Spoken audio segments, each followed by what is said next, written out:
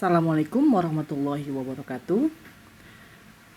Alhamdulillah, kali ini kita bisa berjumpa dalam perkuliahan akuntansi keuangan Islam bersama saya Elis Mediawati, dan kali ini kita akan membahas mengenai akuntansi ijarah.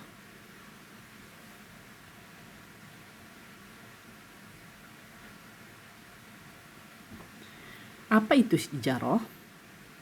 Ijarah itu merupakan akad pemindahan hak manfaat atau hak guna atas suatu aset dalam waktu tertentu dengan pembayaran sewa atau ujroh tanpa diikuti dengan pemindahan kepemilikan aset itu sendiri. Ijarah itu ada dua, ijarah saja dan ijarah muntahiyah bitamlik. Kalau ijarah muntahiyah bitamlik itu ijarah dengan wa'ad, dengan janji perpindahan kepemilikan objek ijarah pada saat tertentu. Jadi kalau ijarah itu adalah hak guna, pemindahan hak guna atau sewa ya. Kalau ijarah muntahiyah bitamlik adalah sewa beli ya, atau sewa dengan janji akan ada perpindahan kepemilikan di kemudian hari. Baik itu perpindahan kepemilikannya dengan akad hibah maupun dengan akad beli. Itu ijarah muntahiyah bitamlik.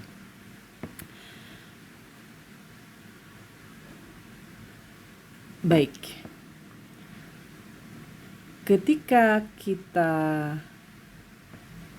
membahas mengenai ijarah, bagaimana akuntansinya, tentunya kita harus pelajari dulu mengenai karakteristik akad ijarah.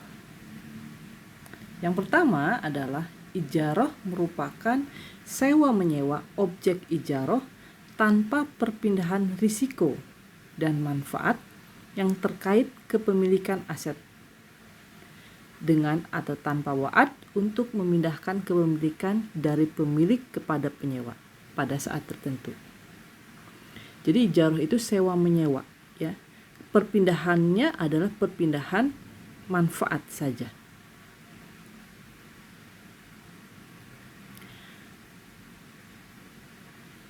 Perpindahan kepemilikan aset yang diijarahkan dari pemilik kepada penyewa dalam ijarah muntahiyah bitamlik dilakukan jika seluruh pembayaran sewa atas objek ijarah yang dialihkan telah diselesaikan dan objek ijarah telah diserahkan kepada penyewa dengan membuat akad terpisah. Secara apa? Secara hibah, penjualan sebelum akad berakhir sebesar sebanding dengan sisa cicilan sewa,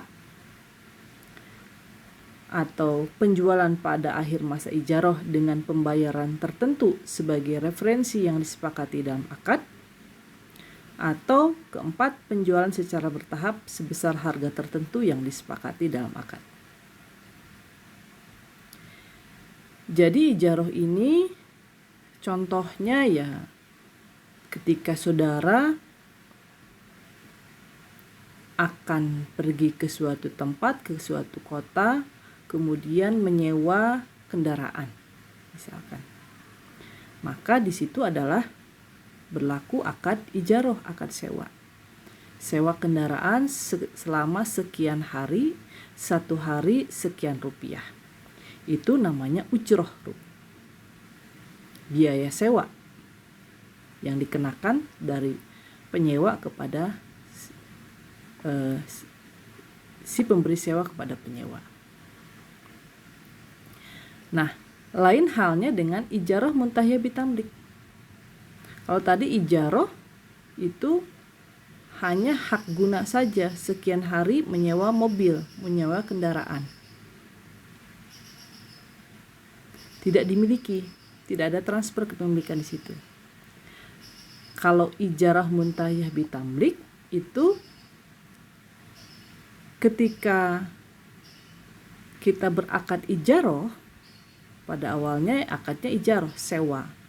Kita sewa mobil tersebut sekian hari, sekian bulan, sekian tahun misalkan. Nah, nanti di awal akadnya itu ada janji si pembeli, ada janji dari si penyewa untuk memiliki kendaraan tersebut dengan cara hibah atau beli. Ada janji di awal. Jadi setelah sekian tahun, misalkan setelah sekian 3 tahun kita menyewa kendaraan, dibayar tiap bulan biaya sewanya, kemudian akhir tahun ketiga setelah semua selesai sewanya, maka wa'ad tadi, janji tadi bisa diimplementasikan, bisa direalisasikan dengan memunculkan akad yang baru, yaitu hibah. Kalau misalkan memang kendaraan tersebut dihibahkan dari si pemberi sewa kepada penyewa, atau beli, ya, jika memang terdapat harga beli yang harus dibayar oleh penyewa kepada si pemberi sewa. Itu ya bedanya antara ijarah dengan ijarah muntahiyah bitamlik.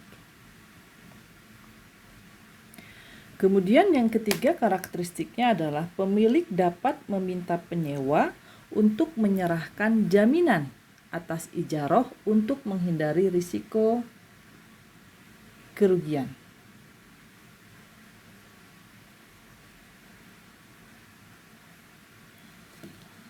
Ya.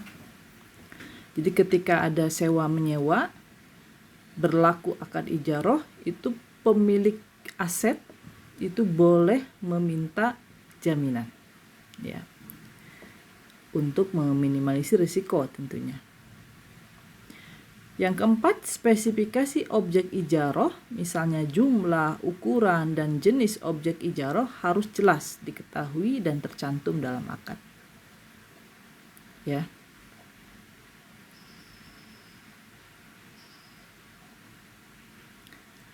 Jadi ketika saudara menyewa kendaraan selama sekian hari, itu harus jelas kendaraannya kendaraan jenis apa, ya kan?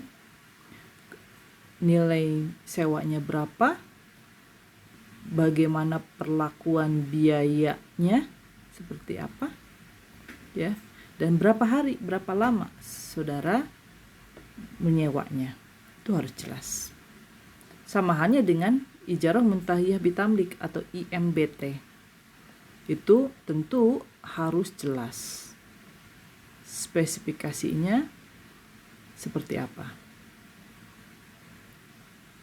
Misal saudara akan IMBT ke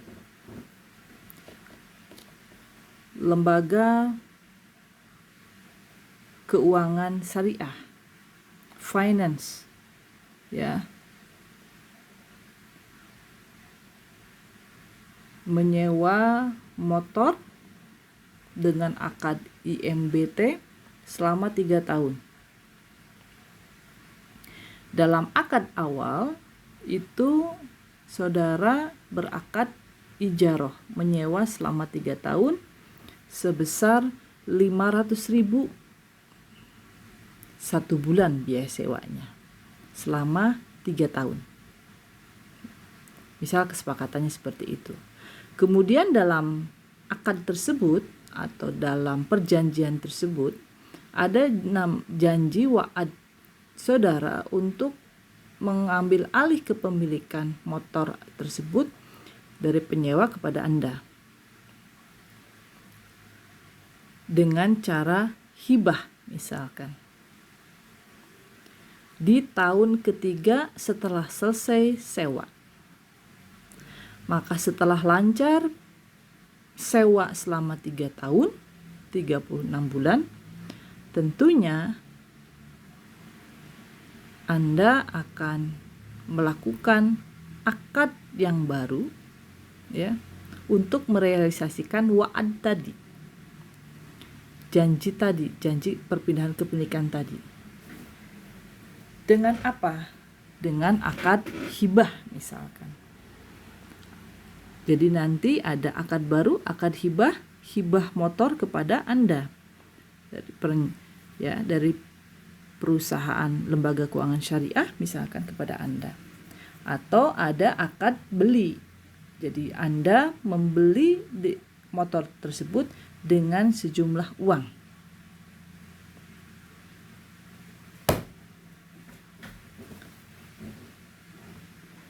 Sehingga pada saat sudah selesai terjadi hibah atau beli, maka motor tersebut sudah menjadi milik Anda. Ya, itulah IMBT. Ijarah Muntahiyah Bitamlik. Oke. Baik. Setelah kita memahami apa itu ijarah, bagaimana karakteristiknya, kita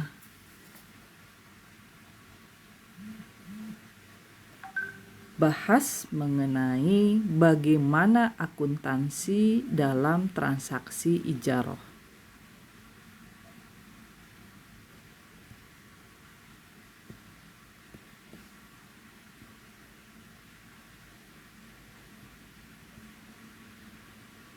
Nah,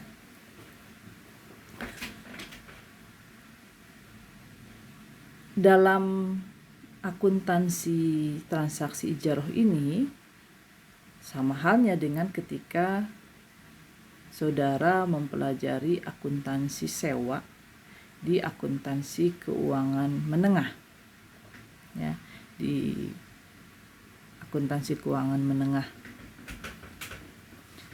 Hanya saja nanti kita munculkan jenis akadnya. Ya. Sebagai contoh seperti ini. Ada pemberi sewa dan ada penyewa. Sebagai contoh, saya itu pemberi sewa dan Anda sebagai penyewa. Melakukan akad sewa atas sebuah gedung selama 3 tahun. Pembayaran dilakukan setiap bulan sebesar 100.000. Kemudian pemberi sewa tersebut membeli gedung yang disewakan sebesar 2 juta dan akan disusutkan selama umur manfaat 5 tahun dengan metode garis lurus. Jadi saya selaku pemberi sewa dulunya membeli gedung seharga 2 juta. Maka awalnya saya mencatatnya sebagai aset ijarah pada kas. Karena saya membelinya secara tunai. Kecuali kalau saya membeli gedung tersebut secara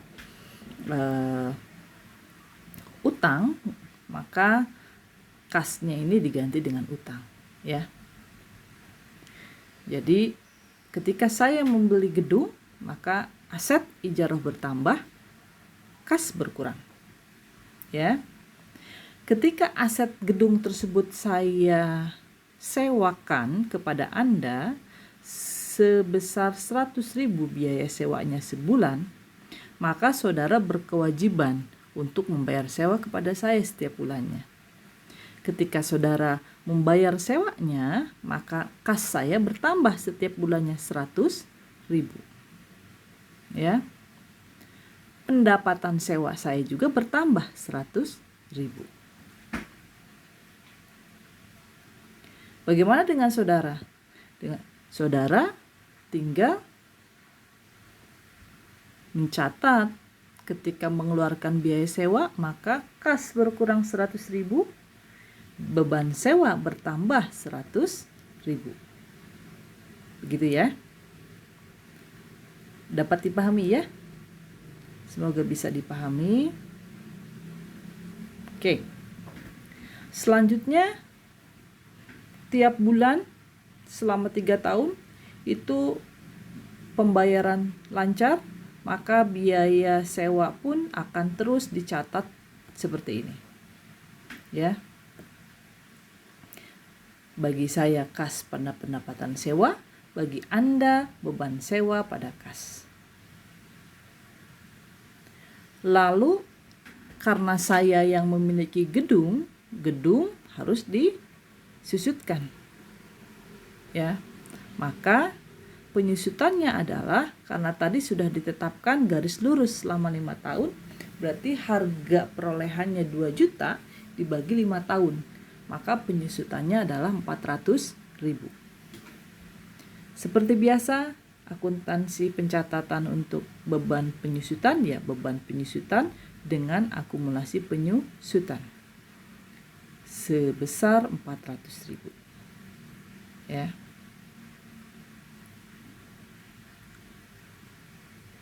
Kemudian ketika setelah 3 tahun selesailah Anda menyewa gedung saya, maka gedung tersebut diserah terimakan kembali kepada saya, dikosongkan. Maka saya memindahkan akun aset ijaroh ya menjadi aset non kas biasa. Ya. Jadi sekarang aset ijaroh saya berkurang, tidak ada aset yang disewakan. Yang ada adalah aset non kas berupa gedung saja. Ya, gitu. Gimana? Dapat dipahami ya? Oke.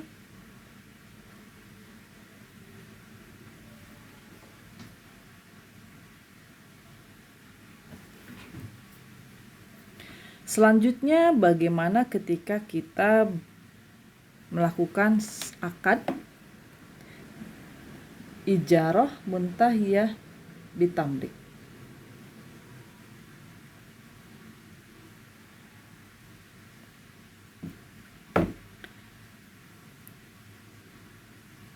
Kasusnya sama, saya pemberi sewa, saudara penyewa.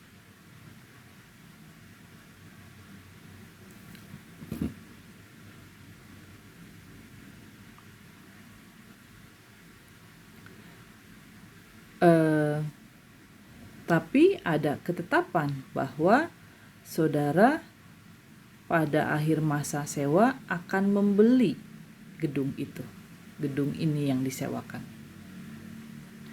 Maka pada awal transaksi sama saja dengan yang tadi. Ketika saya membeli gedung, ya aset ijarah pada kas. Dan ketika saudara membayar sewa selama sebulan sekali dalam 3 tahun, maka kas pada pendapatan, ya, bagi saya. Saudara karena bayar berarti kasnya berkurang, beban sewanya bertambah. Itu ya. Tiap bulan seperti itu. Penyusutannya bagaimana? Penyusutannya selama sewa ijaroh itu tetap beban penyusutan pada akumulasi penyusutan sebesar 2 juta dibagi 5 tahun, 400.000. Beban penyusutan pada akumulasi penyusutan. Sama ya, jadi pencatatan awal itu sama. Bedanya nanti ketika serah terima perpindahan kepemilikan. Pada saat akhir kontrak, aset ijaroh itu kemudian dijual kepada penyewa secara tunai 900.000 dengan akad jual beli. Jadi setelah selesai sewa, akad ijarohnya selesaikan dulu. Selesai, baru munculkan akad yang lain, yaitu akad jual beli. Jual beli gedung. Ya. Maka saudara beli gedung tersebut dengan harga 900.000. Tentunya ketika saudara beli, kas berkurang, ya, aset non kasnya, gedungnya bertambah, gitu ya. Bagaimana dengan saya? Saya berarti kasnya bertambah karena saya dapat uang kan 900.000. Ya. Kemudian aset ijarohnya, gedungnya berkurang. Berapa yang berkurang? 2 juta. Karena saya harga perolehan gedungnya dulu itu 2 juta. Gimana dengan penyusutannya? Penyusutannya itu harus kita nolkan tentunya. Berapa tahun sih yang sudah disusutkan? Tadi sewanya 3 tahun, berarti penyusutannya sudah 3 tahun. 400.000 kali 3, 1.200.000. Itu akumulasi penyusutannya. Selisihnya dinamakan keuntungan. Keuntungan penjualan 100.000. Ya.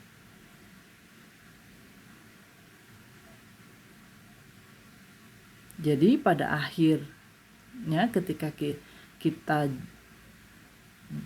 melakukan akad jual beli gedung tersebut, maka saya mengeluarkan gedungnya keluar, nolkan dari harga perolehan awal. Akumulasi penyusutannya juga karena gedungnya sudah keluar, berarti nolkan. Selisihnya untung atau rugi, gitu ya. Karena dalam kasus ini untung, ya. Selanjutnya jikalau bukan terjadi jual beli, tapi terjadinya hibah.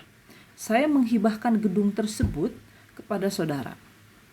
Padahal gedung tersebut ada nilai wajarnya 500.000 misalkan. Maka saudara yang menerima hibah mendapatkan keuntungan. Berarti keuntungan 500.000 bertambah, aset non kas bertambah.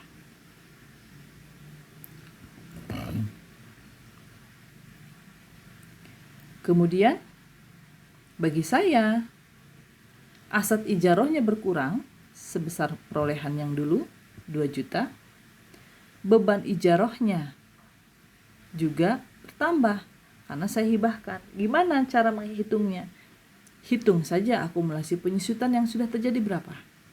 Selama 3 tahun kali 400.000, 1.200.000. Jadi kita nolkan akumulasi penyusutannya, berarti di posisikan di debit karena biar 0. Maka selisihnya adalah beban ijarah. Ya. Seperti itu. Yang nanti beban ijarah itu akan tentunya masuk ke laporan laba rugi ya. Gitu. Jadi ketika selesai akad ijarah, muncul akad hibah atau akad deli, di mana nanti kepemilikan berada di tangan saudara, bukan ada di tangan saya itu gedung. Seperti itu. Baik, mudah-mudahan penjelasan saya kali ini bisa dipahami. Mudah-mudahan Allah memberikan kemudahan kepada kita untuk memahami semua ilmunya, untuk mempelajari semua ilmunya. Mudah-mudahan kita semua disehatkan dan bisa dipertemukan kembali dalam kondisi sehat, dalam kondisi aman. Selamat belajar, selamat untuk meraih cita-cita, dan yakinlah hari esok akan lebih baik daripada hari ini. Songsong masa depan kalian. Terima kasih. Sampai jumpa di pertemuan berikutnya. Mohon maaf atas segala hilaf. Assalamualaikum warahmatullahi wabarakatuh.